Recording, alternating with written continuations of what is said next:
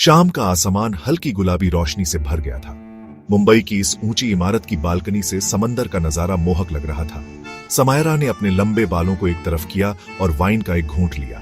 हवा उसकी साड़ी के पल्लू से खेल रही थी और उसकी आंखों में हल्की शरारत झलक रही थी। तुम हमेशा इतनी खूबसूरत लगती हो, आरव ने उसके पीछे आकर फुसफुसाया। उसकी गर्म सांसें समायरा की गर्दन को छू रही थीं, जिससे उसकी रूह तक सिहर उठी। समायरा हल्के से मुस्कुराई, लेकिन कुछ कहे बिना वाइन का गिलास टेबल पर रख दिया। आरव ने उसकी कमर पर हाथ रखा और धीरे धीरे उसे अपनी ओर खींच लिया।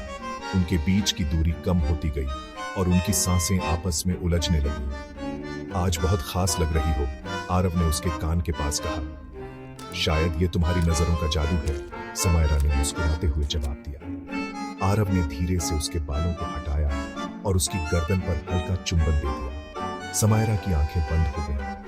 वह उसके स्पर्श में खो गई थी। उसकी उंगलियां आरव की शर्ट के बटन खोलने लगी और उसके होंठ धीरे धीरे उसके सीने पर फिसलने लगे। आरव ने उसे उठाकर बेड पर लिटा दिया। समायरा की साड़ी की सिलवटें खुलने लगी और उनकी गर्म सांसें एक दूसरे में घुलती चली गईं।